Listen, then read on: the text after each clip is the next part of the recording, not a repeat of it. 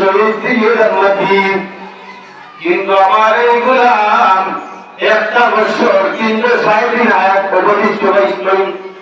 অতিরিক্ত 360 দিন 365 দিন আয়াত হওয়ার কারণে প্রতিদিন প্রতি রাত 5 ওয়াক্ত নামাজ পড়ছেন।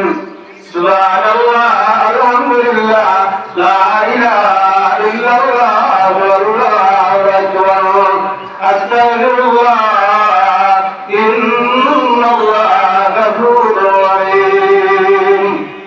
আল্লাহ দেখায় জানাই যে আমার এই বান্দায়, আমার এই সাহাবী 1 বছর সময়ও বেশি হওয়ার কারণে উনি ইবাদত বন্দেগী করতেন।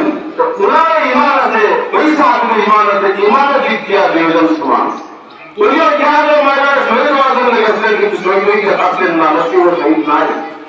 1 বছর সময় বেশি হওয়ার কারণে আল্লাহ তাআলার কাছে তাইলে আমলের পরিমাণটা বেশি হয়ে গেছে। আমার মূল মকসদ ছিল ওই কথাটা বোঝানো যে রব্বুল আলামিন ওই রমজানের পর বহুত মানুষকে 10-15 বিঘা দিয়া দিতে পারে। কেউকে আল্লাহ 12 রমজানের স্থায়ী বিঘা দিয়া দিচ্ছেন, কাউকে আল্লাহ তাআলা 15 রমজানের স্থায়ীভাবে 30 বিঘা দিয়া দিচ্ছেন, কাউকে আল্লাহ তাআলা সারা মাস রোজা রাখাইছেন। ঈদ পর্যন্ত আল্লাহ তাআলা হায়াত না দিয়া ঈদের আগে আগে দুনিয়া জমি থেকে বিদায় দিচ্ছেন। কিন্তু আমার রব্বুল আলামিন আমাদের যে আরো একটা দিল বাকি বাঁচিয়ে রাখা,